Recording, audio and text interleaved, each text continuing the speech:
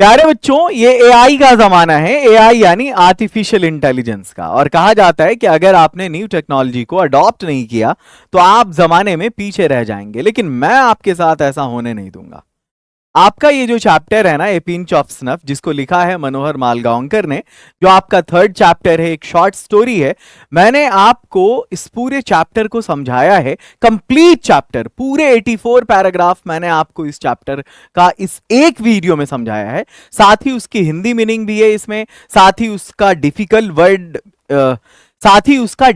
Word भी मैंने समझाया है। और इतना ही नहीं, जो बहुत ज्यादा डिफिकल्ट वर्ड है मैंने उसको अलग से स्लाइड पे समझाया है और पिक्टोरियल प्रेजेंटेशन दिया है एक एक स्लाइड पे। ये जो आप देख रहे हैं ना नानू काका की इमेज, ये आपकी बुक में नहीं है, मैंने इसको एआई से जनरेट किया है। और ऐसे ही पूरे चैप्टर का आपको मिलने वाला है यहां पर। तो पूरे चैप्टर को हिंदी में समझने के लिए तैयार हो जाइए। वीडियो पसंद आए तो आप लाइक करके शेयर कर देना। और मेरी एक पॉलिसी है, मैं ऐड कभी भी बीच में नहीं करता। आप मेरे लेक्चर को सुनेंगे तो बीच में कहीं पर आपको ऐड नहीं मिलेगा। रोजाना शाम 6 बजे एक वीडियो आएगी आपको, जो बहुत कम टाइम की होगी। 15-20 मिनट से ज्यादा की वीडियो वैसे भी मैं नहीं बनाता हूं, हाँ, लेकिन फुल चैप्टर एक्सप्लेनेशन होगा तो टाइम लगेगा उसमें। अच्छा, अगर आपने इंडियन सिविलाइजेशन एंड कल्चर का नहीं देखा है, भारत इज माय होम का नहीं देखा है, तो प्लेलिस्ट में है, आप जाकर के उसको भी देख लें। पोएट्री सेक्शन का भी है वहां पर। एक ही चैप्टर को मैं कई तरीके से पढ़ाता हूं, एक फुल चैप्टर एक्सप्लेनेशन भी है और फिर इसका ऑडियो समरी भी मिलेगा आपको, जिसमें सिर्फ आप ऑडियो सुनेंगे। खैर, अगर आप जानना चाहते हैं, आपने अगर ओके इंग्लिश एकेडमी की वीडियो को पहली बार देखा है तो आप ये देख लीजिए। 2020 से लेकर 25 तक बिहार में जिस किसी भी स्टूडेंट ने फर्स्ट रैंक पाया होगा, अपनी इंग्लिश की तैयारी यहीं की, आपके सामने मैं दिखा दे रहा हूं, पूरी लिस्ट है यहां पर। आप भी अगले टॉपर बनना चाहते हैं, टॉपर्स कोर्स से जुड़िए और चलिए अब तैयार हो जाइए इस चैप्टर को बड़े इंटरेस्टिंग तरीके से समझने के लिए। Let's start. तो प्यारे बच्चों, इस चैप्टर को यानी ए पिंच ऑफ स्नफ को हम कैसे पढ़ेंगे? सबसे पहले मैं आपको बता दूं कि इसमें हम पढ़ने वाले हैं अबाउट राइटर, यानी आपके जो राइटर मनोहर मालगांवकर हैं उनके बारे में। मालगांवकर टाइटल ये ज्यादातर जो है वो महाराष्ट्र से बिलोंग करते हैं, उनके नाम के आगे होता है। बुक्स बाय हिम, उनके किताबों की बात करेंगे, उन्होंने कौन कौन सी बुक्स लिखी हैं। उसके बाद सोर्स एंड थीम। सोर्स आपको मालूम है, जैसे आपने पढ़ा होगा इंडियन सिविलाइजेशन एंड कल्चर के बारे में, कि उसका सोर्स क्या है, तो वो माई एक्सपेरिमेंट विद ट्रूथ से लिया गया है। अब आपका जो सेकंड चैप्टर है भारत इज माय होम, उसका सोर्स क्या है, तो 1967 में डॉक्टर जाकिर हुसैन ने जो प्रेसिडेंशियल स्पीच दिया था वो उससे लिया गया है। और ये वाला जो चैप्टर है आपका, हम देखेंगे आगे कहां से लिया गया है। फिर इसके थीम के बारे में भी देखेंगे कि इस चैप्टर में एक्चुअली बात कौन सी की गई है। उसके बाद फुल चैप्टर एक्सप्लेनेशन देखेंगे, लेकिन हम पिक्चर के साथ, तस्वीरों के साथ। आपको मालूम है कि आर्टिफिशियल इंटेलिजेंस का जमाना है, एआई का, और मैंने आपके इस पूरे चैप्टर के एक एक हिस्से का एआई से क्रिएशन किया है। एआई से उसको मैंने रिक्रिएट करके आपको दिखाया है कि आपके चैप्टर्स के हर एक स्लाइड का, ये जो ए पिंच ऑफ स्नफ है यहां पर, एक पिक्टोरियल प्रेजेंटेशन आपको दिखेगा। वो चैप्टर आपको बहुत अच्छे से समझ में आने वाला है। आगे देखो, उसके बाद हम फिर वोकैब्स, इस चैप्टर के जो डिफिकल्ट वर्ड्स हैं वो देखेंगे, और मे आई हेल्प यू, जो बहुत डिफिकल्ट है उसको हम मे आई हेल्प यू में देखेंगे। जो कम डिफिकल्ट है वो वोकैब सेक्शन में, जो ज्यादा डिफिकल्ट है वो मे आई हेल्प यू सेक्शन में। और फिर उसके बाद एग्जाम में इसमें किस तरह के क्वेश्चंस आते हैं। सबसे पहला था, हम लोग अबाउट राइटर देखने वाले हैं। अबाउट राइटर यानी लेखक के बारे में। नाम क्या है इनका? मनोहर मालगांवकर। नेशनैलिटी यानी राष्ट्रीयता की बात करेंगे तो ये इंडियन है, भारतीय हैं। ही वॉज, क्या थे वो? एक short story writer. Short story writer किसको कहते हैं हम? लघु कहानी लेखक। और नॉवेलिस्ट, ये हम कहेंगे उपन्यासकार को। किसको? उपन्यासकार को। वो जो उपन्यास लिखते हैं वो नॉवेलिस्ट कहलाते हैं। कब पैदा हुए? 1913 में। और डेथ कब हुई इनकी? 2010 में। पिक्चर इनका आप देख लीजिए, ये इस क्वालिटी में आपको गूगल पे भी नहीं मिलेगा। आगे बढ़ते हैं, नेक्स्ट। अबाउट चैप्टर की अगर हम बात करें तो चैप्टर का नाम है ए पिंच ऑफ स्नफ। टाइप है आपकी ये शॉर्ट स्टोरी है। जैसे आपको मालूम है कि इंडियन सिविलाइजेशन एंड कल्चर इससे है, Bharat is my home speech है, उसी तरह से ए पिंच ऑफ स्नफ आपका शॉर्ट स्टोरी है। हिंदी में इसको लघु कहानी कहते हैं। अदर कैरेक्टर्स की बात करेंगे तो आपको मालूम है कि इसका जो नैरेटर है वो एक कैरेक्टर है। नैरेटर वो जो इस कहानी का आंखों देखा हाल सुनाता है। और इसके नैरेटर कौन है? तो आपके राइटर खुद, यानी लेखक खुद, यानी मनोहर मालगांवकर खुद ही इसके नैरेटर हैं। रतिराम की अगर आप बात करेंगे तो रतिराम कौन है? तो रतिराम वो है जो नैरेटर के साथ काम करता है। ठीक है, कॉलीग ऑफ राइटर या कॉलीग ऑफ नैरेटर। ठीक है, आगे चलिए। नेक्स्ट है सोहनलाल। कौन है भाई? तो सोहनलाल पार्टी बॉस है दिल्ली में। क्या है? पार्टी बॉस है। हजरत बरकत अली क्या है? तो इस कहानी में वो एम्बेसडर है। एम्बेसडर किसको कहते हैं? जो राजदूत, हिंदी में राजदूत कहते हैं, जो किसी दूसरे देश में अपने देश को रिप्रेजेंट करता है। वेलफेयर मिनिस्टर की बात करेंगे तो इसको हिंदी में हम कहते हैं कल्याण मंत्री। ये भी इस कहानी में एक कैरेक्टर है। चलिए आगे बढ़ते हैं हम। बुक्स बाय हिम, इनके द्वारा लिखी गई किताबों की बात करते हैं। द प्रिंसेस है, ए बेंड इन द गैंगेज है, डिस्टेंट ड्रम है। देखो, द प्रिंसेस है, ए बेंड इन द गैंगेज है, डिस्टेंट ड्रम है। अगर इनकी बात करेंगे आप तो ये सब नॉवेल है, ये सब इनकी लिखी हुई नॉवेल है, ये सब इनकी लिखी हुई नॉवेल है। एग्जाम में पूछा गया है सबके बारे में। बॉम्बे बिवेयर की बात करेंगे तो ये एक स्टोरी है, और मैंने एक ट्रिक बताया था आप लोगों को इनकी चारों किताब को याद करने का, क्योंकि ये बहुत इंपॉर्टेंट है और एग्जाम में पूछा जाता है। ट्रिक ये था कि बॉम्बे के राजकुमार गंगा में ढोल बजा रहे हैं। क्या ट्रिक था? बॉम्बे के राजकुमार गंगा में ढोल बजा रहे हैं। बॉम्बे के राजकुमार गंगा में ढोल बजा रहे हैं। अब देखो यहां पर ये जो वर्ड बॉम्बे आपको दिख रहा है, आप इस बॉम्बे से आप रिलेट करिए। उसके बाद ये जो राजकुमार है, प्रिंस राजकुमार को कहते हैं। ये जो द प्रिंसेस है, आप इसको यहां लाइए। गंगा को गैंगेज कहते हैं हम। और ये जो ढोल है ना, ढोल को ड्रम कहते हैं। तो ये जो डिस्टेंट ड्रम है, इसमें से आपने ड्रम लिया। तो अगर आपको ये वाला डायलॉग याद है कि बॉम्बे के राजकुमार गंगा में ढोल बजा रहे हैं, तो इनकी चारों किताब को आप आसानी से याद रख सकते हैं। वैसे इन तीनों नॉवेल का मैंने पिक्चर भी आपके सामने रख दिया है। देखिए यहां, the princess Manohar Malgaonkar, bend in the Ganges Manohar Malgaonkar, distant drum Manohar Malgaonkar. आगे बढ़ते हैं, इसके थीम की बात करते हैं, यानी राइटर इसमें कौन सी बात करता है। It's a short story. मैंने पहले आपको बता दिया कि ये एक लघु कहानी है। ये एक लघु कहानी है, फुल ऑफ विट। और ये भरी हुई है किस चीज से? विट बोलते हैं वो जो एक बुद्धिमता होती है, एक विजडम होती है, और उससे एक सेंस ऑफ ह्यूमर जो होता है इंसान के अंदर, वो। एन एडवेंचर, एडवेंचर कहते हैं साहसिक कार्य या जोखिम भरा काम। क्या? जोखिम भरा काम। जोखिम भरा काम जो होता है उसको हम बोलते हैं एडवेंचर। जाहिर सी बात है, चूंकि ये पूरी स्टोरी में झूठ ही झूठ है, तो जहां झूठ है वहां तो रिस्क होगा ही। In this story a character name Nanu Kaka, इस कहानी में एक कैरेक्टर है जिनका नाम नानू काका है, wants to see some minister, वो कुछ मंत्रियों से मिलना चाहते हैं। And finally he becomes successful in it, और अंततः वह इसमें सफल भी हो जाते हैं। जी हाँ, नानू काका अपने मकसद में कामयाब हो जाते हैं। उनकी मुलाकात मंत्री से हो जाती है। हालांकि मालूम है आपको कि दिल्ली जाकर किसी बड़े मिनिस्टर से, एमपी से मिलना कितना मुश्किल होता है, लेकिन एमपी तो छोटी चीज है, इनको कैबिनेट मिनिस्टर लेवल के बंदों से मिलना था, तो उनसे मिलना तो और ज्यादा मुश्किल है। खैर, नानू काका मिले भी, और बल्कि मंत्री जी खुद मिलने भी आए नानू काका से, जो कैबिनेट मिनिस्टर थे, वेलफेयर मिनिस्टर, कल्याण मंत्री, वो मिलने आए नानू काका से। तो ये सब उनके शब्दों का माया जाल था, उसका कमाल था इनका। अब आगे चलते हैं, हम सोर्स की बात करते हैं, ये लिया कहां से गया है। जैसे Indian civilization and culture my experiment with truth से लिया गया है, उसी तरह ए पिंच ऑफ स्नफ लिया गया है। Contemporary Indian short stories in English थे, contemporary Indian short stories in English, Sahitya Akademi ने इसको प्रकाशित किया था। अब यहां से हम स्टार्ट करते हैं कहानी को। आप देख रहे हैं इस पिक्चर को, एआई जनरेटेड इमेज है ये। मैं हर एक स्लाइड पर लगभग आपको इस तरह की पिक्चर देने वाला हूं। मैं हर एक स्लाइड पे आपको मजा आने वाला है।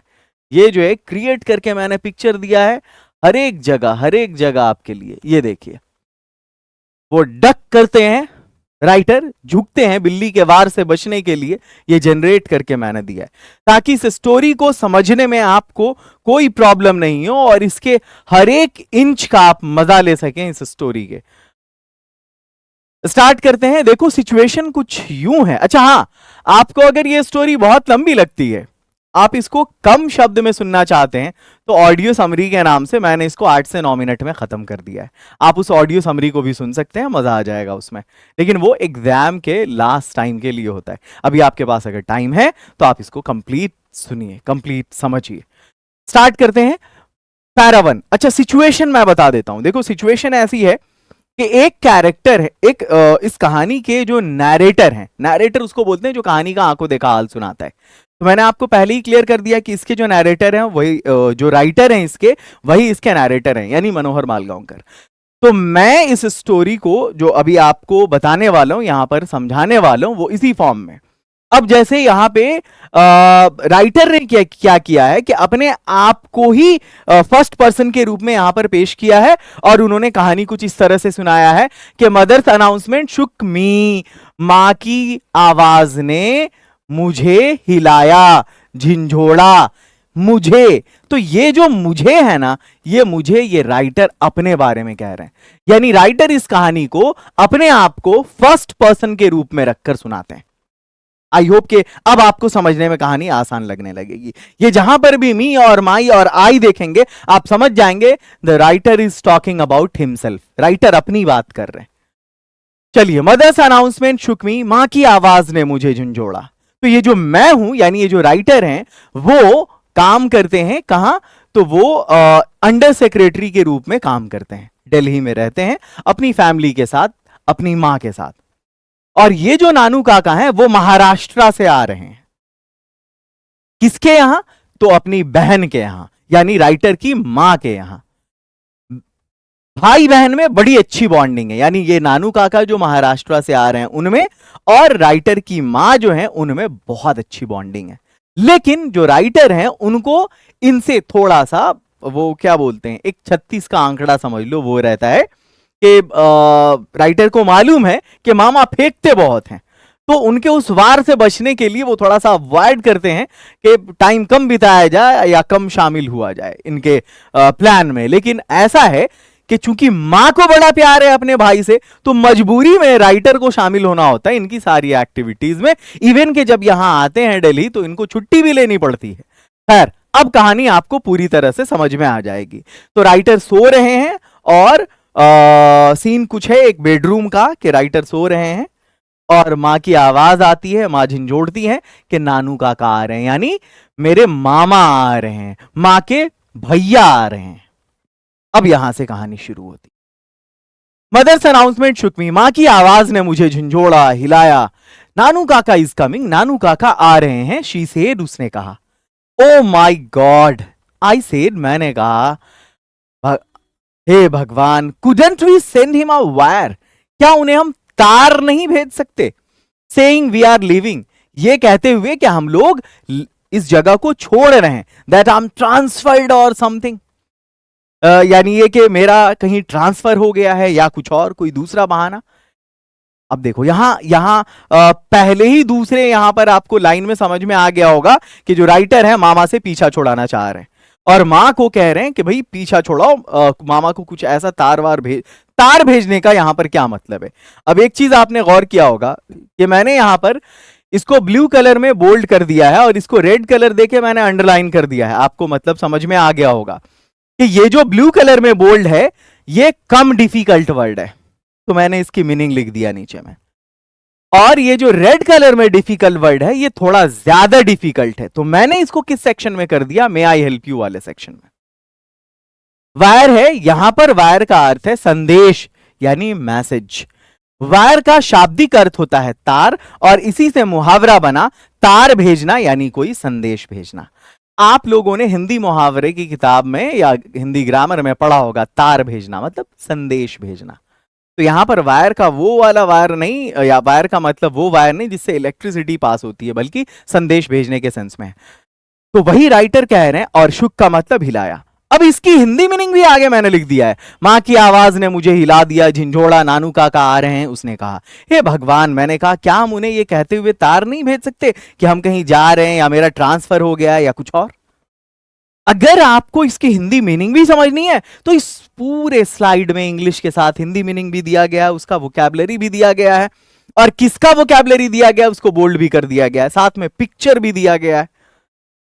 जिस तरह के नानू काका हैं उस तरह का पिक्चर भी यहां पर मैंने लगा दिया ताकि आपको समझने में बिल्कुल दिक्कत नहीं हो। और फिर यहां पे इसकी हिंदी मीनिंग, पूरे चैप्टर का आपको हिंदी एक्सप्लेनेशन मिलेगा, लेकिन मैं आपको समझा रहा हूं यहां पर, तो मुझे तो जरूरत नहीं है, आपकी सहूलियत के लिए मैंने वहां पर लिख दिया हुआ है। नो डियर, नहीं मेरे बच्चे, मदर सेड, मां ने कहा, he must be already on the train, वो तो ट्रेन पर होंगे ही। बिसाइड्स, अब यहां पर अगर बिसाइड होता तो उसका मतलब बगल में, लेकिन बिसाइड्स होता है तो इसका मतलब होगा अलावा। इसके अलावा शी एडेड, उन्होंने अपनी बात को आगे बढ़ाया, उसमें जोड़ा, रीएश्योरिंगली, दोबारा आश्वस्त करते हुए अपने बेटे को, he says he can't stay here for more than 2 or 3 days, कि रानू काका कह रहे हैं कि वो यहां 2-3 दिन से ज्यादा नहीं ठहरेंगे। एग्जाम में अक्सर आपके आता है कि नानू काका कितने दिन ठहरने वाले हैं, for how long is Nanu Kaka to stay in Delhi, या for how long he will stay in Delhi, तो he will stay here for 2 or 3 days only. ये ऑब्जेक्टिव में आपको काम आ सकता है। What is he coming to Delhi for, सबसे ज्यादा इंपॉर्टेंट ये वाला सवाल 10 बार पूछा गया कि वो दिल्ली किस लिए आ रहे हैं, इन दिस हीट। अच्छा, कौन से मौसम में आ रहे हैं? समर सीजन में, गर्मी में। हीट का मतलब गर्मी होता है। देखो एक क्वेश्चन इस लाइन में भी बना, he wants to see some minister, ये क्वेश्चन 10 बार पूछा गया होगा। वो किस लिए दिल्ली आ रहे? तो वो कुछ मंत्रियों से मिलना चाहते हैं। आगे चलते हैं। व्हाट, अब शॉक हो गए, ये जो राइटर है वो शॉक हो गए। क्या? That means he'll be here for weeks, इसका मतलब है वो यहाँ हफ्तों रहने वाले। Ministers don't see people, minister लोगों से नहीं मिलते फॉर वीक्स, हफ्तों, महीनों। हे भगवान। पैरा 7, माँ कहती है, if your Nanu Kaka wants to see a minister, अगर तुम्हारे नानू काका मंत्री से मिलना चाहते हैं, I am sure he will manage to see him. माँ को तो बड़ा कॉन्फिडेंस रहता है अपने भाई के विट पे, अपने भाई के झूठ पे, अपने भाई के टैलेंट पे। खैर, तो वो कहती हैं कि नानू काका मैनेज कर लेंगे। माँ ने कहा, any time of the day or now, any time of the day or night, इसका मतलब समझे? दिन रात के किसी भी पहर, किसी भी वक्त, किसी भी समय। इसका मतलब ये कि जब चाहे मामा मिल लेंगे, इतना टैलेंट है मामा में। आगे चलो, next.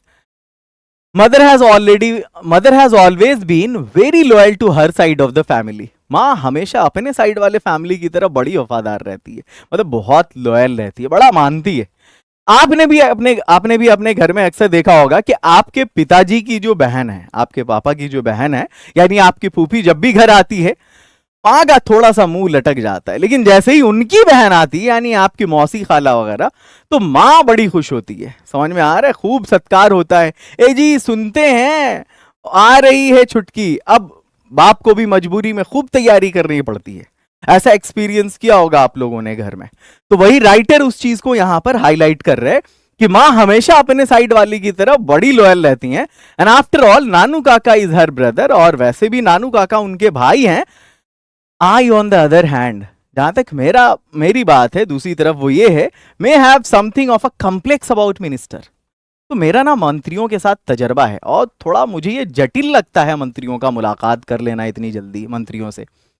I am an under secretary और ऑन प्रोबेशन। अच्छा, ये जो वर्ड प्रोबेशन है, इसका क्या मतलब होता है? ट्रेनिंग पीरियड पर किसी का होना। प्रोबेशन पीरियड होता है कि जैसे मान लिया आपने कहीं जॉब के लिए अप्लाई किया, आपकी एप्लीकेशन एक्सेप्ट हो गई, लेकिन आपको एक प्रोबेशन पीरियड पर रखा जाएगा। महीना, 2 महीना, 3 महीना, 4 महीना, 6 महीना, कंपनी का जो अपना टेन्योर होता है उसकी पॉलिसी के अकॉर्डिंग आपको उतने दिन वहां काम करना है।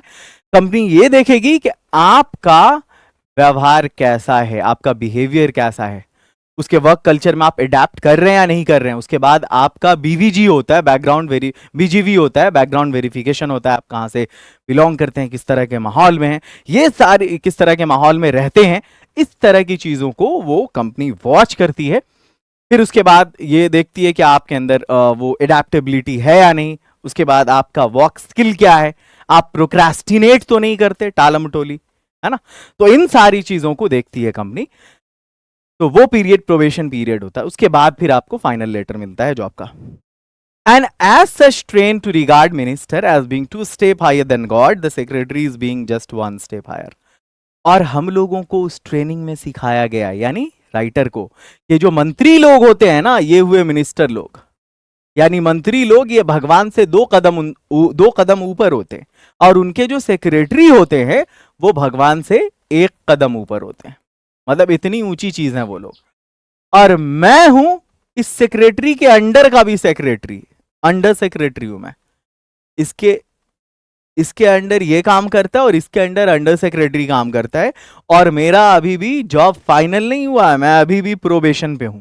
तो मुझे मालूम है कि इन लोगों से मिलना कितना मुश्किल है। आगे चलिए। I was waiting on the platform. खैर माँ ने कहा, मैं मामा को लेने चला गया। When the train came in, जब ट्रेन आई, नानू काका stood in the doorway of a second class carriage। ये सेकंड क्लास कैरेज है। मैंने देखा नानू काका इसके गेट पर खड़े हुए हैं। ए स्ट्राइकिंग फिगर, क्या जबरदस्त पर्सनालिटी है। वाइट हेयर्ड, सफेद बाल हैं, विथ एन इम्प्रेसिव मस्टाश, और क्या मूछ है, एकदम नत्थूलाल जैसी। He still wears the old fashion knee length black coat, और अभी भी वो घुटने तक का लंबा जो काला कोट है वो पहनते हैं। एंड द रेड सिल्क पगड़ी ऑफ द डेकनी ब्राह्मण, और डेकनी ब्राह्मण स्टाइल में लाल रंग की रेशमी पगड़ी उन्होंने पहन रखा है। एंड ड्रेप्स, ड्रेप कहते हैं पहनना को, डालना को, ए वाइट अंगोछा, और उन्होंने सफेद अंगोछा डाल रखा है। कहां? राउंड हिज शोल्डर्स, अपने कंधे के इर्द गिर्द। ये पर्सनालिटी थी, ये फिजिकल पर्सनालिटी है किनकी? नानू काका की। मैं रिसीव करने गया। As I went up, जैसे ही मैं पहुंचा, he handed me a basket। मामा ने मुझे क्या पकड़ाया? एक टोकरी। टेक दिस आउट क्विक, इसको जल्दी लेके बाहर जाओ। He whispered, विस्पर का मतलब होता है कानाफूसी करना, बहुत धीरे से कान में फुसफुसाना, बोलना। तो मामा ने मेरे कान में फुसफुसाया, I'll join you outside the station। मैं तुमको स्टेशन के बाहर मिलूंगा, जाओ। अब मामा ने कहा तो मुझे तो पालन करना था। ये टोकरी थी और इस टोकरी में एक बिल्ली थी। I asked no questions। मामा के सामने सवाल पूछने का तो सवाल ही नहीं होता। मैंने कोई सवाल नहीं पूछा। I tucked the basket under my arm। मैंने अपने आर्म में, बाजू में बास्केट को फंसाया। And turned, और मैं मुड़ा लेके। Only to bump, मेरी किस्मत में यही था कि बस टकरा ही जाऊं मैं। किससे? Into an enormous Marwari woman. एक मारवाड़ी, एक इनॉर्मस का मतलब है विशाल, मतलब मोटी तगड़ी एक मारवाड़ी औरत थी, उससे मैं टकराया। Who had her head covered in a burqa, जिसने अपने चेहरे को बुर्का से ढांक रखा था। बुर्का होता है वो एक ब्लैक कलर का लॉन्ग वेल होता है, नकाब होता है, उससे चेहरे को ढकते हैं। तो ये पर्दा जो है ओनली मुस्लिम्स में नहीं है, ये भारतीय कल्चर में है। राइटर के अकॉर्डिंग, राइटर ने, जिनका नाम मनोहर मालगांवकर है, उन्होंने लिखा है कि मारवाड़ी औरत ने बुर्का पहन रखा था, चेहरा उसने छुपा रखा था, बड़ी विशाल थी, मैं टकराया उससे। बट माई अपॉलॉजीज, और मैंने जो माफी मांगा उनसे टकरा जाने पे, उस मारवाड़ी महिला से, तो मेरी माफी दब गई। किसमें? ड्रॉन का मतलब है मेरी माफी डूब गई, यानी दब गई। बाय द स्ट्रेन साउंड, एक अजनबी आवाज आ रही थी। इमैनेटिंग मतलब बाहर आ रही थी। फ्रॉम द बास्केट, टोकरी से। The protest of an outraged kitten, और वो जो बिल्ली का बच्चा गुस्से में था, उसकी गुस्से भरी आवाज, ये उसकी आवाज है जो वो निकाल रहा था। आगे चलिए, नेक्स्ट है आई डक्ड एंड रैन। डक का मतलब समझते हो? एक तो डक होता है जीरो पे आउट होना, बल्लेबाज का। एक डक होता है जो बतख होता है, आप लोग जानते हैं। और एक डक होता है कि ये दिस इज डक, मतलब बिल्ली जो जंप की उस टोकरी से, तो अपने आप को बंदे ने बचाया, ये डक करना हुआ। आई डग्ड, मैंने अपने आप को बचाया। एंड रैन, और दौड़ा। एंड मिंगल्ड, और घुल मिल गया उस भीड़ में जो एंड स्क्वीज्ड, और अपने आप को दबते दबाते, बचते बचाते। स्क्वीज मीन्स होता है दबना। अच्छा, किसी से हाथ मिलाइए, स्क्वीज करिए, वो भी होता है। बॉटल आपके हाथ में, पानी पी लिया, स्क्वीज कर दिया। किसी से हाथ मिलाइए और पकड़ के दबा दीजिए, ये भी स्क्वीज हुआ। खैर, तो मैंने दबाया, मतलब, और फिर अपने आप को दबते दबाते कहां चला गया? In the wake of a Sikh marriage party. Sikh की शादी जो है किसी की अभी खत्म हो रही थी, उसी में अंदर मैं चला गया उसको पकड़ने के लिए। नानू Kaka was long time coming. नानू काका को आने में बड़ी देर लगी। The station yard was nearly empty. Station का जो आंगन है वो खाली हो चुका था। एंड द लास्ट टांगा आप जानते हैं आप लोग क्या होता है वो, अब शायद आप लोगों ने नहीं देखा होगा या नहीं देखते होंगे। अभी भी अक्सर मैं अपने शहर में देखता हूँ, वो सब्जी वगैरह लाने के लिए मॉर्निंग में यूज होता है। खैर मैंने देखा है कभी कभार। तो आखिरी टांगा भी वो जा चुका था। वेन ही इमर्ज्ड, जब नानू काका निकले, स्कॉटेड बाय अ fawning ticket inspector. Ticket inspector था, टिकट चेक करने वाला जो टीटी था, वो बड़ा चापलूस था। एक चापलूस टिकट इंस्पेक्टर ने उनको स्कॉट कर रखा था, मतलब उनको सम्मान दे रखा था। ऐसा लग रहा था जैसे उसके बॉडीगार्ड हो, वो टिकट इंस्पेक्टर नानू काका के बॉडीगार्ड हो।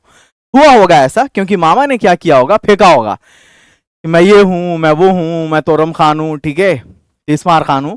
और फिर बेचारा वो जो टीटी है वो जाल में आ गया होगा और मामा की बहुत उसने खातिर किया होगा, उनकी सेवा किया होगा, आवभगत किया होगा। No room in the third class. अब मामा ने कहना शुरू किया, अरे यार थर्ड क्लास का टिकट लिए थे, उसमें जगह नहीं थी। And they wouldn't issue second class ticket without reservation, और बिना रिजर्वेशन के सेकंड क्लास टिकट मिलता नहीं। But it was all arrange quite amicably. लेकिन ये सब जो है अरेंज हो गया आपसी सहमति से। इट मीन्स मेरे और टीसी के बीच में, मेरे और टीटी के बीच में एक आपसी सहमति हो गई और फिर मेरा जुगाड़ लग गया। Such a nice young man, बड़ा मस्त यंग मैन है वो, the TC ticket collector. You saw how he even came right out with me. तुमने देखा वो मेरे साथ कैसे बाहर आया था। So that there should be no trouble, ताकि कोई परेशानी नहीं हो। The kitten of course travel free, how is it. और ये जो बिल्ली का बच्चा है ये तो फ्री आया मेरे साथ, बताओ कैसा रहा। अच्छा एक चीज मैं यहां पर समझाना चाहूंगा आप लोगों को। आपने ये वर्ड टीसी देखा होगा यहां पर, आपको मालूम है टीसी में और टीटीई में क्या फर्क है। देखो टीसी कहते हैं टिकट कलेक्टर को, और टीटीई कहते हैं ट्रेन टिकट एग्जामिनर को। ये जो टीसी होता है ये आपको प्लेटफॉर्म पर मिलेंगे जब आप आ रहे होते हैं ट्रैवल करके, तो गेट पर जो है वो स्टेशन के यहां पर टिकट चेक करता हुआ बंदा मिलेगा, और जो ट्रेन के अंदर चेक करता है उसको ट्रेन टिकट एग्जामिनर टीटीई कहते हैं। आई होप कि ये दोनों फर्क समझ में आप लोगों को अब आ गया होगा। तो मामा ने हमसे बोला कि देखो मैंने ये सब अरेंज किया इस तरह से, और बिल्ली के बच्चे ने फ्री ट्रेवल किया। मैंने वेरी क्वाइट, मैंने कहा I said perhaps it is dead, I thought hopefully. मैंने कहा बहुत बढ़िया। मैंने कहा, मैंने सोचा मर गया होगा बिल्ली का बच्चा अब तक। खैर we got into the car, हम लोग कार में बैठे। And even before I had second gear, and even before I had second gear, और अभी मैंने दूसरा गियर लगाया ही नहीं था। नानू काका ने पूछा, when have you arrange for the minister to see me. तुमने कब मिनिस्टर का मेरे साथ मतलब मुलाकात का वो तय कर रखा है, कब मुलाकात होगी। Can't stay here for more than 2 days, 3 at the most। 2 दिन से ज्यादा यहाँ ठहरने वाला नहीं हूं, ज्यादा से ज्यादा 3 दिन ठहरूंगा। It was a time for frankness. भाई ये जो टाइम था ना, एकदम फ्रैंकनेस के साथ अपनी बात कहने का टाइम था। क्योंकि मामा आप जो है समझ रहे हैं कि वो क्या बोलते हैं, खेल है शायद मंत्री से मुलाकात करना, तो मुझे लगा मामा को पहले समझा दिया जाए। लुक अंकल, देखो मामा, आई सेड, मैंने कहा I am merely N under secretary, मैं केवल एक अंडर सेक्रेटरी हूं ऑन प्रोबेशन, और वो भी ट्रेनिंग पीरियड पर। And it is more than my job, और ये मेरे जॉब से बहुत ऊपर की चीज है, to go asking for interviews with minister, के मैं आपका मंत्री से वो क्या बोलते हैं इंटरव्यू करवा दूं। 18। ओह नानू काका सेड, नानू काका ने कहा, आई हैड रैदर होप्ड, मैंने बेकार ही तुमसे उम्मीद कर रखा था। ओ आई सी, खैर देखता हूं मैं, वेल नेवर माइंड, खैर कोई बात नहीं। ही टुक अ पिंच ऑफ स्नफ, एक चुटकी सूंघनी लिया उन्होंने, देखा बात बदल रही है। Brushed his finger delicately on his angochha, और बड़े मीठे अंदाज में उन्होंने अंगोछा पे अपने उंगली को पोंछा। एंड सैट बैक, और पीछे बैठ गए, क्लोजिंग हिज आईज, अपनी आंख को बंद करते हुए, एंड प्यूकरिंग हिज आईब्रोज। प्यूकरिंग कहते हैं ये भौं का जो प्यूकर होना कहते हैं, ये जैसे बंदा बड़ी गहरी सोच में हो, एज प्यूकर मतलब सिकुड़ना उसका। In deep thought he also clucked his tongue several times, और उन्होंने अपने टंग को भी बार बार उसको क्या बोलते हैं टक किया उन्होंने, क्लग किया उन्होंने, इन अ टिपिकली डेकनी वे, रजिस्टरिंग पीटी। एकदम दक्कनी अंदाज में, साउथ इंडियन अंदाज में। मुझे थोड़ी दया भी आ रही थी उन पे। आगे चलते हैं। Mother was waiting on the door step, और माँ डेवड़ी पर इंतजार कर रही थी दहलीज पर, her face wreathed in smiles, और उनके चेहरे पर मुस्कुराहट सजी थी। She went into squeals of delight, और बहुत खुश हो गई वो ओवर द किटन, बिल्ली के बच्चे को देखकर, जैसे पता नहीं नानू काका ने क्या ला दिया हो। And made a lot of फस ओवर नानू काका, और नानू काका का बहुत दुलार किया उन्होंने। I also found that she had install him in my bedroom, और मैंने देखा कि उन्होंने मामा को मेरे बेडरूम में इंस्टॉल कर दिया। हाँ, मेरे बेडरूम में खर्राटा ले रहे। So that I had to put a चारपाई on for myself in the back veranda, इसलिए मुझे पिछले बरामदा में जाकर अपने लिए चारपाई डालना पड़ा। और आप में से जितने बच्चे हैं, मैं चाहता हूं अगर आप इसको इसी अंदाज में पढ़ना चाहते हैं एक किताब में, तो ये किताब मैंने आपके लिए लिख रखा है। ये पूरा आपको बिल्कुल इसी अंदाज में इस किताब में मिल जाएगा, जिसका नाम है रेनबो राइडर। और हिंदी भी कंप्लीट इसी अंदाज में। हिंदी वाले में तो आपको व्याकरण, प्रतिपूर्ति, प्रश्न संग्रह, क्वेश्चन बैंक, मॉडल सेट, लेखन खंड सब एक ही बुक में मिलेगा। ठीक है, तो आप जाके अभी के अभी दोनों बुक को ऑर्डर कर दीजिए, और दोनों बुक आप अपने लिए मंगा लीजिए। 11th वालों को फाउंडेशन कोर्स के बारे में जरूर बताइए, क्योंकि 11th से ही वो इंग्लिश में काफी स्ट्रांग हो जाएंगे। एट मदर्स इंसिस्टेंस, माँ के कहने पे। आपने ले लिया है तो अच्छी बात है, इग्नोर करिए। नहीं लिया है तो कम से कम सैंपल मंगा के ऑर्डर करिए। बिहार में एक एक जगह पे मिलती है, हर डिस्ट्रिक्ट में ये किताब। एट मदर्स इंसिस्टेंस, माँ के कहने पर, I had taken 2 days leave, मैंने 2 दिन की छुट्टी लिया था फ्रॉम द ऑफिस से।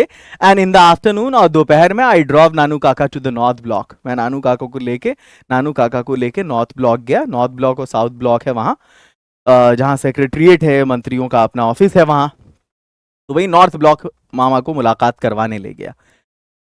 He went in to see the minister, अंदर गया वो मंत्री से मिलने। And I waited in the car park, और मैं कार पार्किंग में इंतजार कर रहा था। It was 2 hours, 2 घंटा हो गया।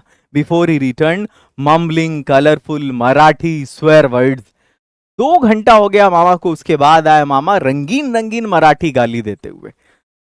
अब गाली का मतलब गलत मत समझना। गाली एक अपशब्दों का एक ऐसा समूह कह सकते हो जो जिसके मुख के निकलने के पश्चात असीम सुख की अनुभूति होती है।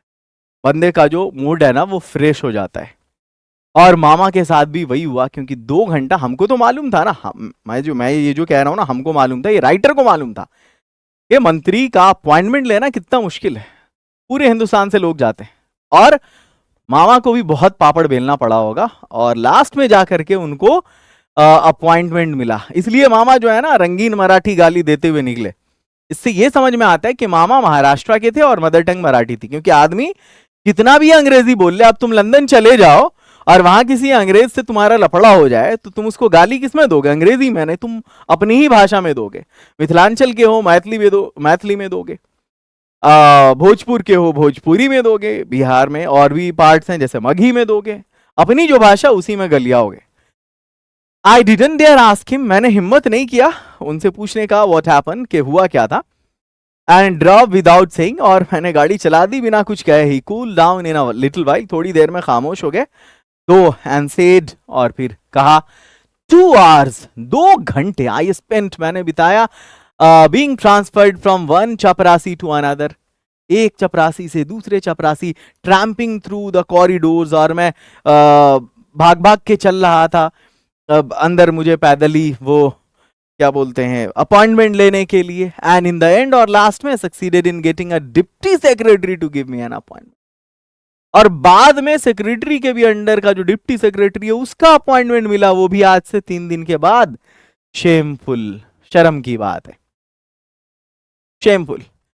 And there was another series of Marathi expletives, और फिर से गाली का बान शुरू हो गया मराठी में। इन ए लिंग्विस्टिक इमरजेंसी, जब भी ऐसी लिंग्विस्टिक इमरजेंसी आती थी, मेरे अंकल हमेशा मदर टंग की तरफ आ जाते थे। ये देखो, यही नॉर्थ ब्लॉक है, यही मंत्री रहते हैं।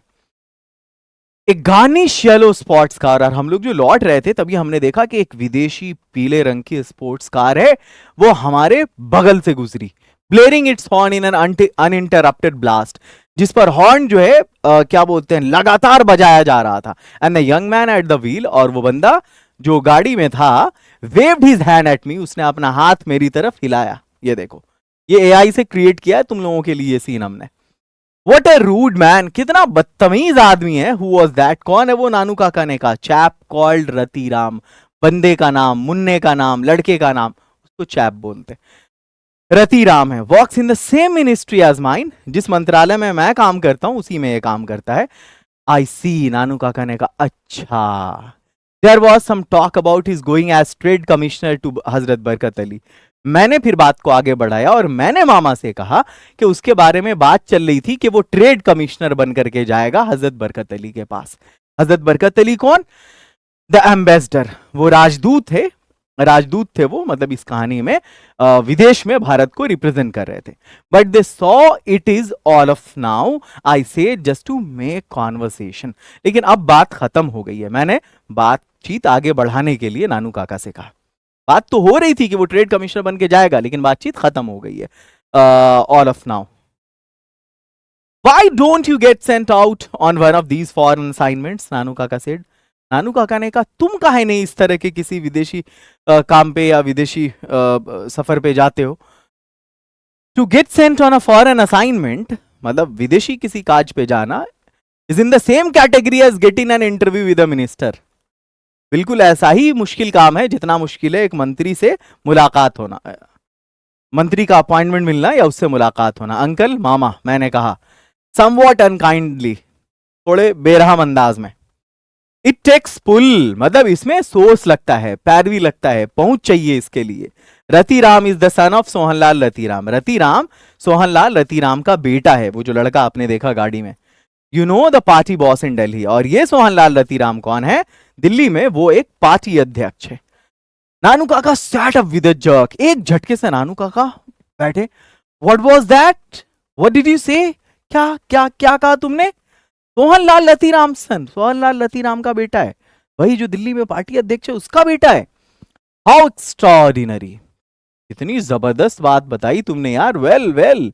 ही लीन्ड बैक, उन्होंने पीछे की तरफ टेक लगाया in his seat and stared at me for a long time. और मेरी तरफ थोड़ी देर तक वो घूर के देखते रहे। नाउ लेट मी सी, चलो देखता हूं मैं। You have got a closed collar Jodhpur coat. क्या तुम्हारे पास बंद गले का ये जोधपुरी कोट है? Haven't you? नहीं है तुम्हारे पास? Good. And can you tie a turban? क्या तुम पगड़ी बांध सकते हो? नो। वेल, खैर कोई बात नहीं, I'll have to put it on you, मैं डाल दूंगा तुम्हारे ऊपर। Although I am no expert, हालांकि मैं एक्सपर्ट नहीं हूं। This tie and collar business is no good, this tie and collar business is no good these days.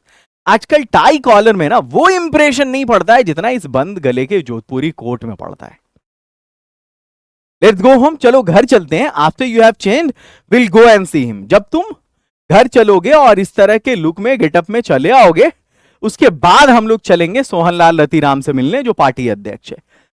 C whom, किससे मिलने? Why Lala Sohanlal, of course. क्यों लाला सोहनलाल से मिलने? Do you know him at all? मैंने कहा आप जानते हैं उनको? मामा ने कहा ऑफ कोर्स नॉट, नहीं बिल्कुल नहीं जानता हूं मैं। आगे चलो, next. I change into Jodhpur coat. मामा ने कह दिया तो करना है ही, मुझे जोधपुरी कोट पहना दिया गया। और फिर नानू काका ने एक ह्यूज यानी विशाल ऑरेंज टर्बन, नारंगी रंग की मेरे ऊपर पगड़ी उन्होंने बांधा। एक्ट एज दो, और फिर मुझसे कहा इस तरह से एक्ट करो एज यू आर माई अर। ये जो अर है इसका मतलब समझे? एक्चुअली ये फीलर वर्ड है। आपने देखा होगा कि बातचीत करने के दौरान ये जो मैंने अभी बोला ना, ये इसी को कहते हैं अर। ये फीलर वर्ड है। बातचीत को कंटिन्यू करने के दौरान ऐसे कुछ फीलर वर्ड बंदा बोलता है, आ, ओ, अर। हिंदी में इस तरह की जो चीजें होती हैं ना, बस उसको समझो कि इंग्लिश में ईआर भी बोला जाता है। इसका मतलब यहाँ पे इंजीनियर मत समझ लेना या कुछ और मत समझ लेना, ठीक है? बस समझो एक फीलर वर्ड है। बंदा बोलने के दौरान थोड़ा फंबल कर रहा होता है कहीं पे, तो बोलता है ये। A sort of ADC. अब इस एडीसी का मतलब समझते हो? एट दी कैंप कहते हैं। यहाँ ईआर देखो, ये एक इंटरजेक्शन है और इसका इस्तेमाल तब होता है जब कोई कुछ कहने में हिचकिचाता है। दरअसल नानू काका यहाँ पर लेखक को यह बोलने में हिचकिचा रहे थे कि तुम्हें मेरा बॉडीगार्ड बन के जाना है, इसलिए उन्होंने बॉडीगार्ड शब्द सीधे तौर पर कहा भी नहीं, बल्कि ये कहा कि तुम्हें एक प्रकार का बॉडीगार्ड बनकर जाना है।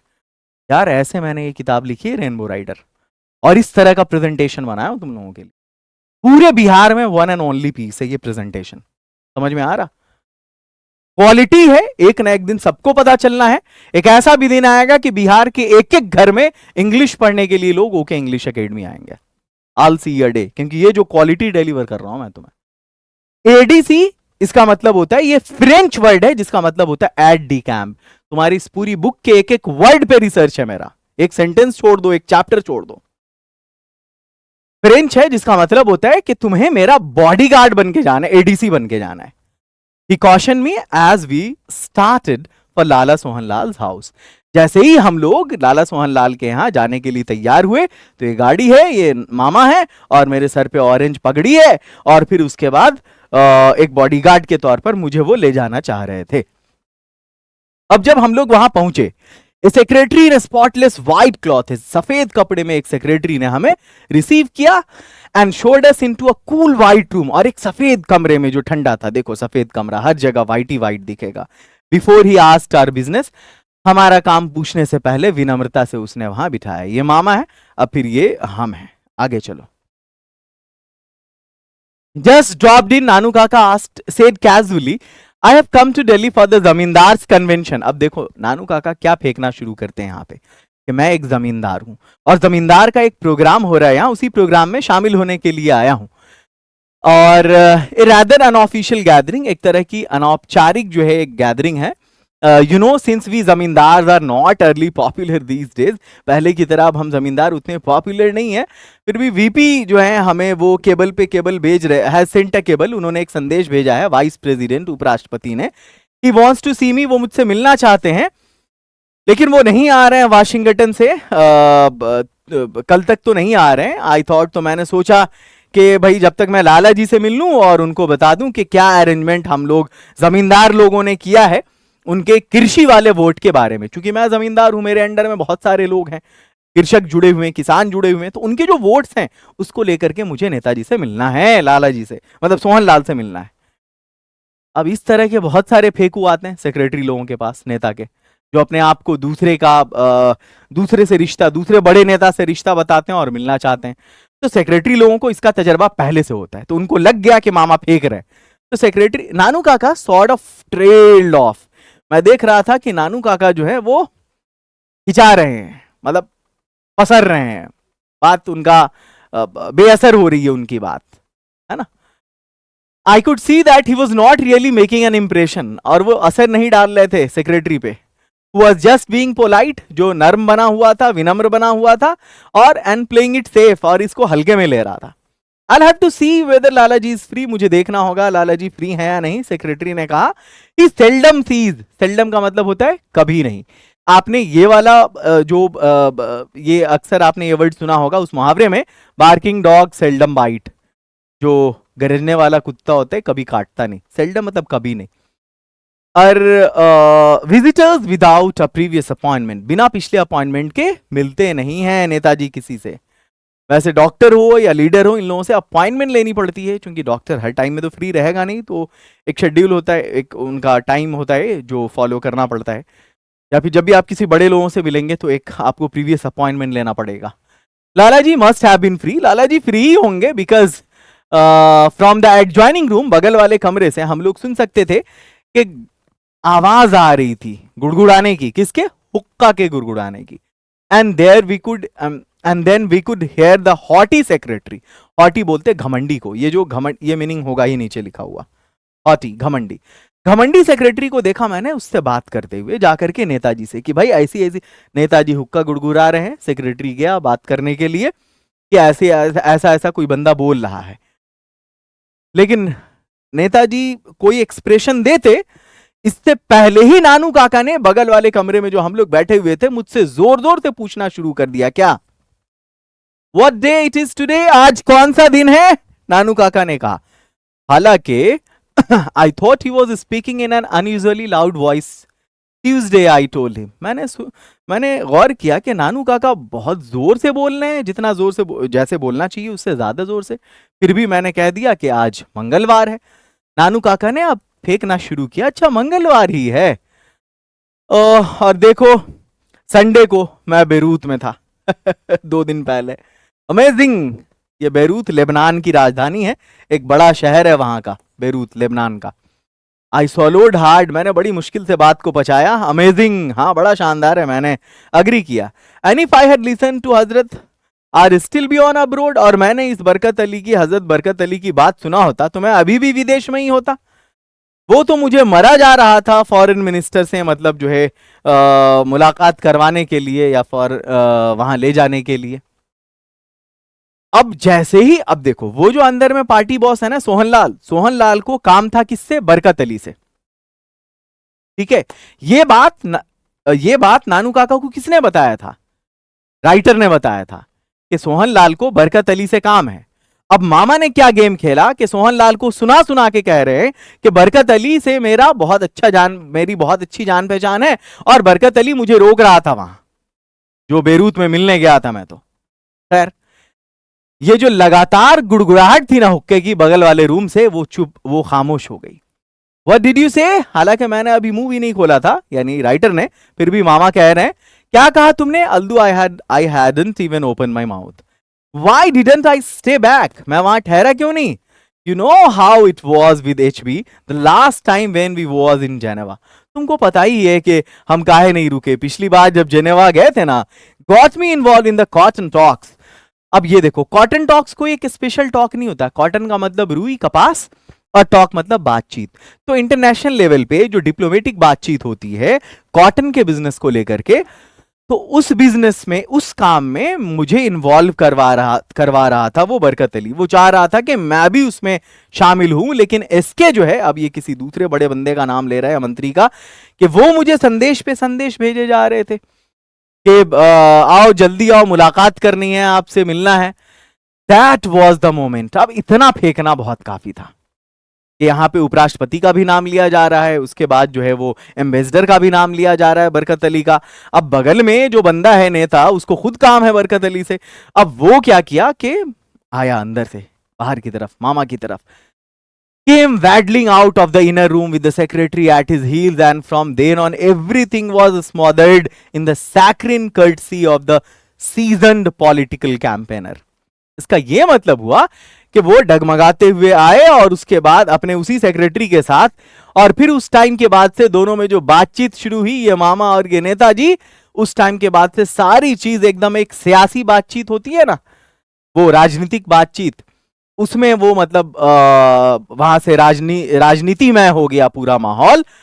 As soon as the introduction were over, और जैसे इंट्रोडक्शन खत्म हुआ, और वही सेक्रेटरी जो मामा को हल्के में ले रहा था, नेताजी ने उसको भेज दिया कॉफी और पान और मिठाई लाने के लिए. आगे चलिए. They spared guardedly about zamindars and votes and the weather for a few minutes before coming to the brass tacks. मतलब वे लोग बातचीत कर रहे थे गार्डेडली, संभल कर. किसके बारे में? जमींदार और उसके वोट के बारे में और मौसम के बारे में थोड़ी देर उन्होंने बातचीत किया. Before coming to brass tacks, असल मुद्दे की तरफ आने से पहले. अच्छा देखोगे, जब एक लड़के लड़की के बीच बातचीत होती है, मतलब लड़का लड़की का रिश्ता जब तय होने वाला होता है, तो अब लड़का वाला लड़की वाले के यहाँ जाए या लड़की वाला लड़के वाले के यहाँ जाए, पहले वो लोग क्या करते हैं? पहले एक जनरल बातचीत करते हैं. ब्रास टैक्स की तरफ आने से पहले, मतलब मेन मुद्दे की तरफ आने से पहले पूछते हैं रास्ता कैसा रहा, सफर कैसा रहा, कोई दिक्कत तो नहीं हुई, है ना, इन सब चीजों के बारे में. तब फिर बातचीत होती है, भाई लड़के को दिखाओ, लड़की को दिखाओ, लड़का पसंद आया, लड़की पसंद आई, क्या लेन देन होगा. हालांकि लेन देन नहीं होना चाहिए. आई hair you know Hazrat Barkat Ali well, Sohanlal said with an ingratiating grin. मतलब कहने का यह है कि मैंने सुना है कि आप हजरत बरकत अली को जानते हैं, है कि नहीं? खुशामद भरे अंदाज में कहा. किसने? सोहनलाल ने. उसकी वजह क्या थी कि सोहनलाल को, कौन सोहनलाल? वही जो अपने बच्चे को हजरत बरकत अली के पास ट्रेड कमिश्नर के रूप में भेजना चाहता है. यह बात किसने बताया था? यह बात राइटर ने बताया था मामा को. ओह, ओल्ड एचबी. अच्छा, अरे उस बरकत की बात कर रहे हैं आप. आपको कैसे पता चला? मैं जानता हूं. अच्छा मामा, बगल वाले कमरे में जब नेताजी थे तो आप चिल्ला चिल्ला के बोल रहे थे राइटर को, अपने भांजे को, कि अरे बरकत हमको वहां रोक रहा था बेरूत में. तो यही सुन लिया, और और मामा जी जो चाह रहे थे वही हुआ. वो नेता को सुनाना चाह रहे थे कि हम जानते हैं बरकत को, और नेताजी को पता चल गया कि आप बरकत को जानते हैं, इसलिए वो आकर के आपसे मिल रहे हैं। अब क्या मामला है आगे सुनिए। अच्छा, आपको कैसे पता चला मैं बरकत अली को जानता हूं? एक्चुअली हम लोग स्कूल में साथ में पढ़ते थे। हमेशा बड़ा भाई मानता था। Rather touching really even today. और आज भी मैं आपको बता दूं कि आज भी कोई बड़ा डिसीजन बिना मेरे से पूछ के नहीं लेता। जब प्रधानमंत्री, प्राइम मिनिस्टर उनको एम्बेसी ऑफर कर रहे थे, तो आपको पता है किसने उसको कहा कि ले लो ये तुम्हारे लिए सही रहेगा? किसने उसका माइंड बनाया? अब बेचारे सोहन लाल के पास कोई ऑप्शन नहीं था। ये बोले भी ना, आपने बोला होगा। तो फिर सोहन लाल ने वही कहा, आपने। अब मामा कहते हैं दैट्स राइट मी। सही कहा, बिल्कुल। मैंने ही उसको कहा कि ले लो एम्बेसी, सही रहेगा तुम्हारे लिए। अब सोहन लाल गला फाड़ के हंसने लगे। अपना वो जो पान खाने के बाद जो दांत में धब्बा लग जाता है, वो धब्बा दिखाते हुए, वो दाग दिख रहा था। और उन्होंने कहा तब तो फिर बड़े सौभाग्य की बात है कि आप हमारे गरीब खाने पर पधारे। कितने खुशकिस्मती की बात है, क्योंकि मेरा जो बेटा है वो अभी वित्त मंत्रालय में है और उसकी बातचीत हो रही है कि वो ट्रेड कमिश्नर बन करके जाए बरकत अली के पास। लेकिन आप जानते हैं कि आजकल लोग एक दूसरे के पीछे पड़े रहते हैं। किसी ने एम्बेसडर का दिमाग मेरे बेटे के खिलाफ थोड़ा भर दिया है, इसलिए मेरा काम नहीं हो रहा है। एक्चुअली वो कुछ मामला है इवैक्यू प्रॉपर्टी को लेके। अब आप पूछेंगे सर ये इवैक्यू प्रॉपर्टी क्या है? तो मैंने मे आई हेल्प यू वाले सेक्शन में इवैक्यू प्रॉपर्टी क्लियर करा दिया है। ऐसे आप समझिए कि जब भारत पाकिस्तान का बंटवारा हुआ तो जो लोग पाकिस्तान चले गए उनकी प्रॉपर्टी कहां रह गई? भारत में। तो उसका उसी प्रॉपर्टी को इवैक्यू प्रॉपर्टी कहा जाता है। तो सरकार की प्रॉपर्टी है। अब उस पर एक मंत्री कब्जा कर ले, उसका बेटा कब्जा कर ले, तो यह बात है कि ईमानदार अफसर को बुरी लगेगी। वही बात बुरी लग गई हजरत बरकत अली को, तो इसका मामला जो है थोड़ा बेटे का रुक गया। Actually it was a perfectly legitimate. हालांकि नेताजी सफाई दे रहे हैं कि ये एक वैध प्रॉपर्टी थी, हमारी ही थी, कुछ इस तरह से। नानू काका waved away any further explanation. Nanu काका आगे कुछ बोलने से बचा रहे थे। वैसे भी जब आदमी झूठा होता है वो थोड़ा सा संभल के बात करता है। That should be quite simple. अरे फिर तो बड़ी मामूली बात है ये। उन्होंने कहा I'll light and tell HB to do it। अरे हम लिख देंगे बरकत को, कर देगा वो। नो शुक्रिया अदा करने की कोई जरूरत नहीं है, धन्यवाद मत कहिए हमको। हम लोग वैसे भी पब्लिक की आंखों में रहने वाले लोग हैं। और फिर एक बार हंसने लगे वो, one good turn deserve another. और वैसे भी आपने सुना होगा, एहसान का बदला एहसान, इस हाथ दो उस हाथ लो। मैंने कुछ आपके लिए किया, आप कुछ हमारे लिए करें, या आप किसी के लिए भला करेंगे तो कोई आपके लिए भला कर देगा। नानू काका opened his silver snuff box. ये नानू काका की सिल्वर डिबिया है स्नफ रखने की। उन्होंने उसको खोला, एक चुटकी लिया और उसके बाद बड़े मजे से उसको पोंछा। और फिर उन्होंने कैजुअली यूं ही कल्याण मंत्री का नाम लिया, क्योंकि मामा को एक मंत्री से मिलने पर संतुष्टि नहीं हुई, वो चाह रहे थे और एक मंत्री से मिला जाए। तो उनको मालूम पड़ा शायद कि कल्याण मंत्री से इसका सोहन लाल के बेटे का रिश्ता लगा है, शायद ऐसा, इसीलिए उन्होंने उसका नाम लिया होगा, कहीं से उनको पता चला होगा। The fixed grin on Sohan Lals face vanished। Vanish का मतलब गायब होना। ये वर्ड आपको एन एपिटाफ वाले चैप्टर में भी मिलेगा। But beauty vanishes, beauty passes. और वैनिश आप लोगों के घर में यूज होता है वो कपड़े का दाग साफ करने के लिए। तो वैनिश का मतलब है गायब हो जाना। सोहन लाल के चेहरे पे जो मुस्कुराहट थी वो गायब हो गई। Is he a friend of yours? क्या वो आपका दोस्त है? नानू काका एडमिटेड। नानू काका ने कहा नो नॉट एग्जैक्टली, नहीं ऐसा नहीं है। I am so glad. Sohan Lal ने कहा फिर मैं खुश हूं। उन्होंने राहत की सांस ली। उन्होंने कहा इतना बड़ा एहसान फरामोश है, मैंने उसको टिकट दिया, हर तरह से मदद की, और हमको बदले में क्या मिला? आपको पहले ही बताया गया है कि सोहन लाल पार्टी अध्यक्ष है, तो ये पार्टी अध्यक्ष की अथॉरिटी में होता है, वो जिसको चाहे टिकट दे। तो सोहन लाल ने कल्याण मंत्री को टिकट दिया था। अभी वो कल्याण मंत्री है, लेकिन पहले टिकट मिला होगा और उस टिकट पे उसने उस पार्टी की तरफ से लड़ा होगा, जीता होगा, तब वो मंत्री बना होगा। तो सोहन लाल ने उसको टिकट दिया। अब वो गुस्सा अपना व्यक्त कर रहे हैं किसके पास? नानू काका के पास। क्यों? आपको पता चल जाएगा। It turned out that the minister and Lala Sohan Lal once the best of friends. ऐसा मालूम पड़ रहा था कि ये जो सोहन लाल है ना, और ये जो कल्याण मंत्री है, दोनों बड़े अच्छे दोस्त थे। But now at daggers drawn, ये एक फ्रेज है, एट डैगर्स ड्रॉन का मतलब होता है जानी दुश्मन। अब ये लोग एक दूसरे के जानी दुश्मन हैं। लास्ट ईयर से जब मिनिस्टर ने इनकार किया प्रपोजल, कल्याण मंत्री की बेटी थी और उसने प्रपोजल जो प्रस्ताव था लाला सोहनलाल के बेटे से शादी का ठुकरा दिया कल्याण मंत्री ने। कल्याण मंत्री ने कहा कि नहीं, मैं अपनी बेटी का रिश्ता तुम्हारे बेटे से नहीं करूंगा। यह बात सोहनलाल को बुरी लग गई। अब सोहनलाल कहना शुरू कर रहे हैं नानू काका के सामने, क्या ही वॉन्ट्स अ प्रिंस, राजकुमार चाहिए उसको। सोहनलाल स्नॉटेड, गुस्से से वो जो है फुनकार रहे थे। What is a prince? अरे राजकुमार की क्या हैसियत है आजकल, भारत आजाद हो गया, रजवाड़ा खत्म हो गया। हाँ ओह जी, कॉन्फिडेंशियल। और मैं आपको बता रहा हूं कि उसने अपनी बोट, अपनी नाव जला लिया, मतलब अपने पैर पर कुल्हाड़ी मार लिया है उसने। अभी देखता हूं मैं उसको कैसे अगले इलेक्शन में टिकट मिलता है। हमारे बेटे को नीचा दिखाना चाहता है और उसको राजकुमार चाहिए। हाँ, और देखिए बड़े मजे की बात तो यह है कि दोनों का अभी रिश्ताओं में वो क्या बोलते हैं, कुंडलियों मिलन नहीं हुआ है कि ये परफेक्ट मैच है भी या नहीं। मतलब उस राजकुमार का इसके कल्याण मंत्री के बेटी का। बस नानू काका को एक क्लू मिल गया, क्या? राजकुमार की तरफ से, है ना, कल्याण मंत्री से मुलाकात का क्या क्लू मिला आपको अभी आगे समझ में आ जाएगा। डिसग्रेसफुल नानू काका स्नॉटेड। अब नानू काका ने भी हाँ में हाँ मिलाया कल्याण मंत्री के, सॉरी इसके सोहनलाल के, और कहा अरे ये तो फिर बड़ी क्या बोलते हैं, अपमानजनक बात है ये। व्हाट प्रिंस डिड यू से? वैसे आपने बड़ी बेहुदा बात है ये। वैसे आपने किस राजकुमार का नाम लिया? तो कल ये सोहनलाल कहते हैं सम 2 पेनी एस्टेट। 2 पेनी नहीं समझे, अरे दू आने वाला कोई राज है, मतलब कम वैल्यू वाला एक रजवाड़ा है जिसका नाम है निनौर, याद रखना।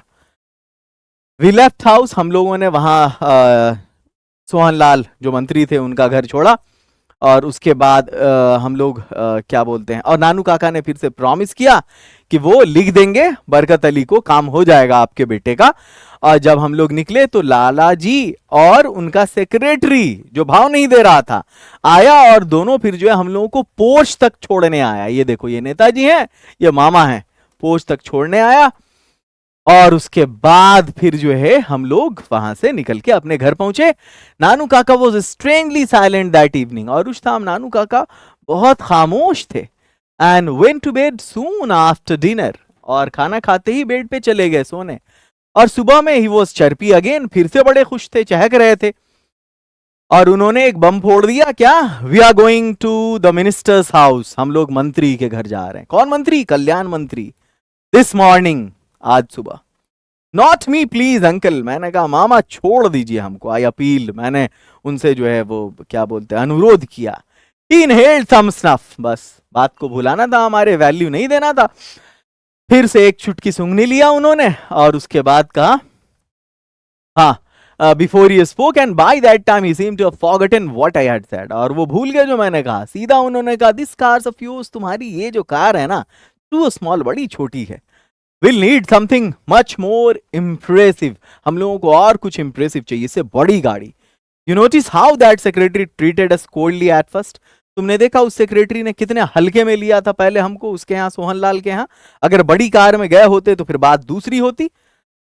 मैंने कहा what about a taxi? Taxi तो बड़ी होती है, टैक्सी के बारे में क्या ख्याल है, टैक्सी से चलते हैं? मामा ने कहा नो, नॉट अ टैक्सी। अरे टैक्सी नहीं, प्राइवेट कार, एक प्राइवेट कार होनी चाहिए, luxury car, driven by a liveried chauffeur. अब ये मत समझोगे कि मैं गलत पढ़ रहा हूं, मैं जो भी वर्ड पढ़ रहा हूं उसकी प्रोनाउंसिएशन सही है। जाओ डिक्शनरी को कंसल्ट करो और सुनो, लिवरीड शॉफर, इसको शॉफर बोलते हैं। पहले का बड़ा फेमस डायलॉग होता था, लड़कियां ये फोटो देखती थी लड़कों की, अब तो सोशल मीडिया का जमाना है, व्हाट्सएप खेल होता है। लिव तो ये शौहर बोलते हैं हस्बैंड को, और शॉफर बोलते हैं ड्राइवर को। तो लड़कियों का फेमस डायलॉग होता था, अरे इससे शादी करेंगे, ये तो हमारे शॉफर के लायक नहीं, इसको हम शौहर बनाएंगे। खैर, शॉफर किसको बोलते हैं? ड्राइवर को। अब इसको चौफियोर मत पढ़ देना। लिवरीड शॉफर कहते हैं बावर्दी ड्राइवर, मतलब वर्दी वाला ड्राइवर, वर्दी पहने हुआ ड्राइवर। ये देखो, ये जो खोल के तैयार रहता है बिल्कुल। हाँ आइए सर। फिर बंद किया, आगे आया ड्राइविंग सीट पे, फिर चलाया। द बिगर द बेटर, जितना बड़ा होगा, बड़ी होगी गाड़ी उतना बढ़िया होगा, मामा ने कहा। I remember that an acquaintance, acquaintance कहते हैं परिचित को, जान पहचान वाले को। मुझे याद आया कि एक मेरा परिचित था, जान पहचान वाला था, वो अपनी जो है ना, वो क्या बोलते हैं, एक विशाल गाड़ी, एक आउटलैंडिश विदेशी कार थी जिसको वो बेचना चाह रहा था। और स्पेशली उस कार को किस चीज के लिए बनाया गया था मालूम है? Court procession. प्रोसेशन का मतलब होता है वो जो जलसा होता है ना, वो जो जुलूस होता है, उस जुलूस के लिए। एंड कोर्ट प्रोसेशन, वो जो शाही शादी होती है, ये उसके जुलूस के लिए बनाया गया था। देखो क्या परफेक्ट पिक्चर डाला है मैंने तुम लोगों के लिए। आगे चलते हैं, ये देख लो इस पिक्चर को मजे से, ताकि एक एक चीज पिक्चर से ही समझ में आ जाए।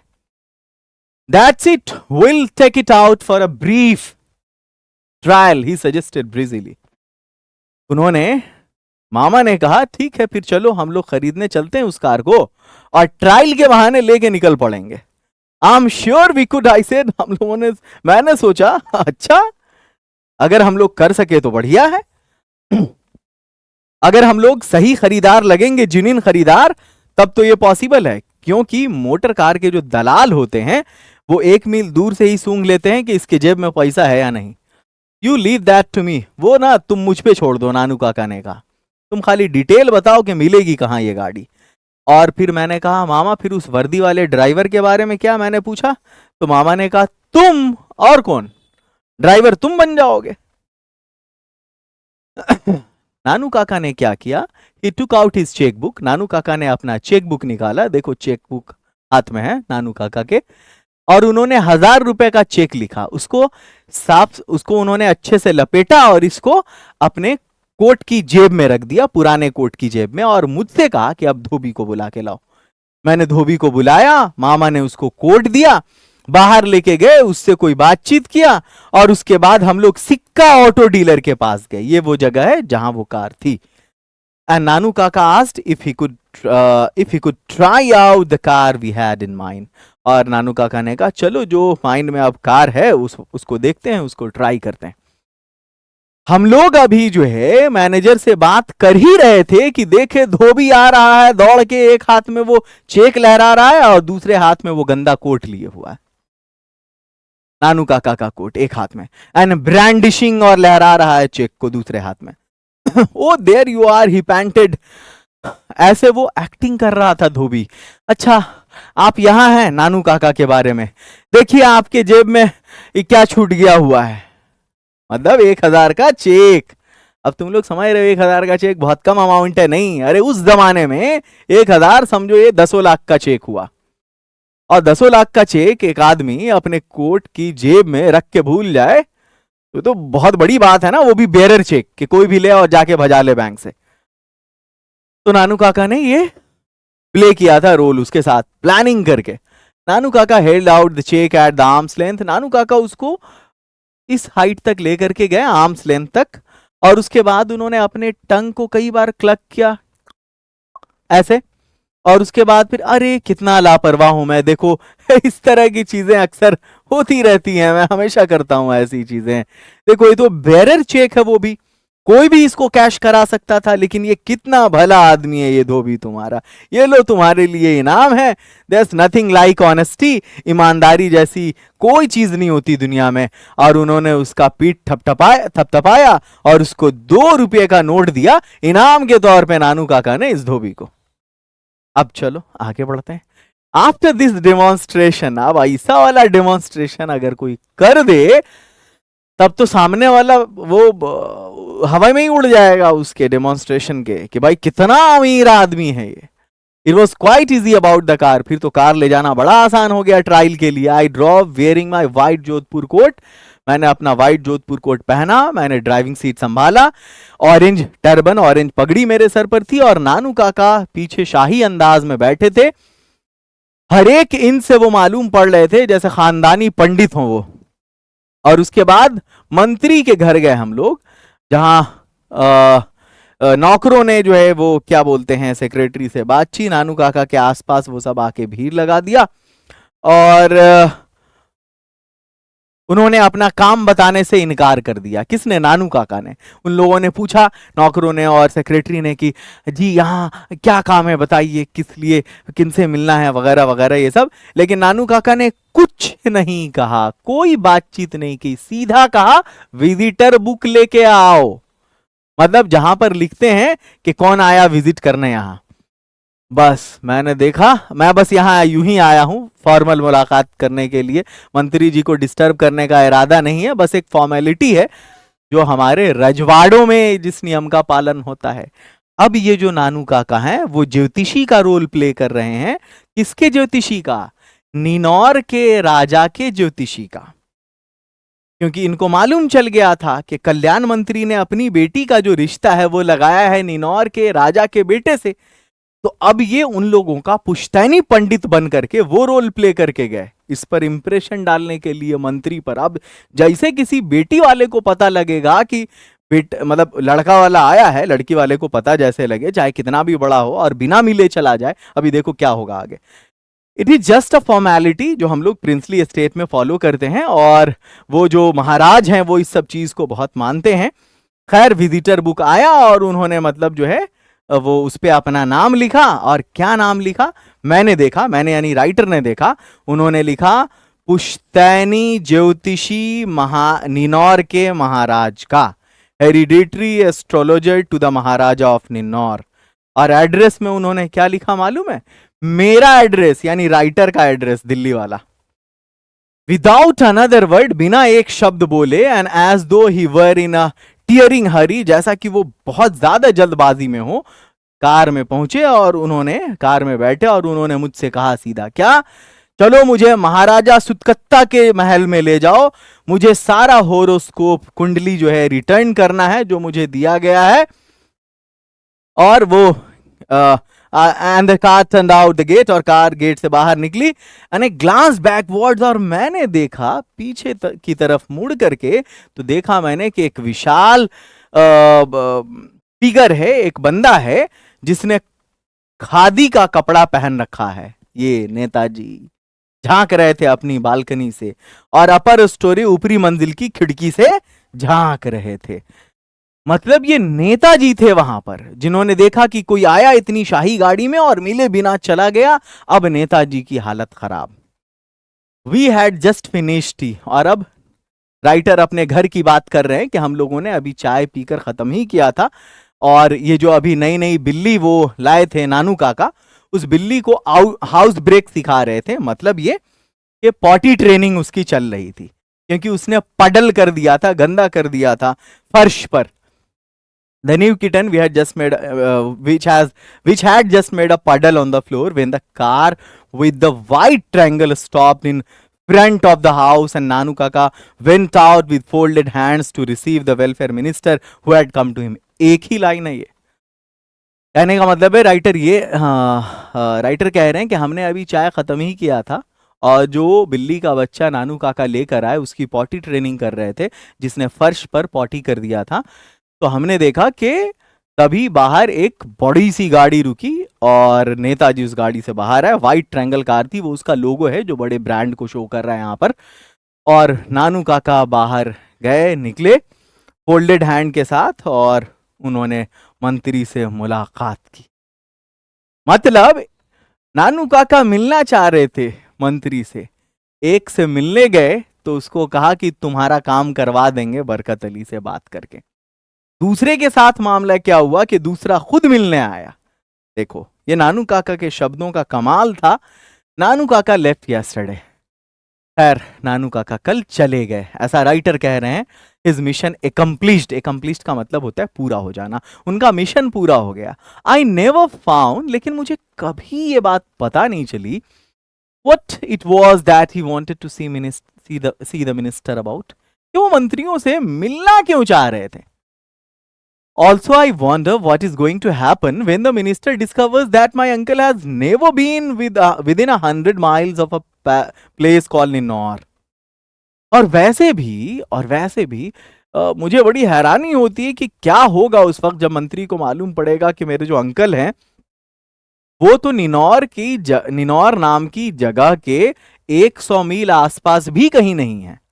हालांकि आई एम नाउ कन्विंस्ड, मैं अब इस बात को लेकर आश्वस्त हो गया हूं कि नानू काका जो है मेरे, वो इस तरह की सिचुएशन को जितनी देर में कोई अंगोछा को एक फोल्ड देगा, उससे पहले ही वो किसी भी बड़े से बड़े मैटर को चुटकियों में निपटा देंगे। टू फॉल ऑफ प्लेस यानी बड़े आराम से, मतलब चुटकियों में ही। वो बोलते हैं ना ये मेरे बाएं हाथ का खेल है। तो ये अब देखो यहाँ पे जो भी वर्ड था उसकी मीनिंग है यहाँ पे, ये पूरा हिंदी एक्सप्लेनेशन। अच्छा लास्ट में एक पैराग्राफ और है, ओनली व्हेन इट हैपेंस, और जब ये होता है, जब भी ये बात मेरे माइंड में आती है, I want to be somewhere far out of range, तो मैं चाहता हूं कि भाई मैं कहीं इस दुनिया से चला जाऊं, एकांतता में जा करके मैं सुकून और शांति मिले मुझे इस लफड़े से, क्योंकि मामा ने बहुत बड़े लफड़े में फंसा दिया है मुझे। बाद में कभी भी ये मैटर हो सकता है हमारे साथ, क्योंकि उन्होंने कल्याण मंत्री को मेरा ही एड्रेस लिख करके दिया। खैर, और मामा चले भी गए। तो जो मेन कैरेक्टर है इसके, नानू काका, बहुत इंटरेस्टिंग है, बहुत जॉली माइंडेड है। उनका एक मिशन था मंत्रियों से मिलना, मंत्रियों से उन्होंने मुलाकात भी कर ली। मैंने आपको पिक्चर के साथ, जहां पर एआई की जरूरत पड़ी, मैंने पिक्चर क्रिएट करके आपको एक एक स्लाइड को समझाया, एक एक वर्ड को समझाया, डिफिकल्ट वर्ड की मीनिंग बताया, बहुत डिफिकल्ट वर्ड को एक्सप्लेन किया, पिक्टोरियल प्रेजेंटेशन रहा। कंप्लीट चैप्टर आपका खत्म हो गया। तो कैसा लगा ये आप अपने दोस्तों को जरूर बताएं कि ओके इंग्लिश एकेडमी में किस तरह की क्वालिटी मिलती है। इस क्वालिटी एजुकेशन के बारे में बिहार के एक एक घर में चर्चा होनी चाहिए। तो आज का लेक्चर यहीं पर एंड होता है। कमेंट सेक्शन में आप जरूर बताएंगे कि वीडियो आपको कैसी लगी और आप मुझसे क्या चाहते हैं, ये आप लोग डिमांड करें कमेंट सेक्शन में। साथ ही आपके जो जूनियर्स हैं उनको आप मेरे फाउंडेशन कोर्स के बारे में बताएं। अगर अभी वो अपने फाउंडेशन को स्ट्रांग करना चाहते हैं तो उनके लिए फाउंडेशन कोर्स है, आपके लिए टॉपर्स कोर्स है, और जो इंग्लिश स्पीकिंग करना चाहते हैं उनके लिए हमारे पास डायमंड कोर्स है। तीनों कोर्स एक पर एक है। कोई भी इंक्वायरी करनी हो आपको तो ये दिए गए नंबर्स हैं, आप इस पर कॉल कर सकते हैं, व्हाट्सएप कर सकते हैं। वैसे ओके इंग्लिश एकेडमी ऐप में चैट सेक्शन है, आप 24 घंटे चाहें तो वहां पर बात कर सकते हैं, कोई भी अगर आपको प्रॉब्लम होती है तो। मुलाकात होती है फिर अगली वीडियो में रोजाना शाम 6 बजे। All the best.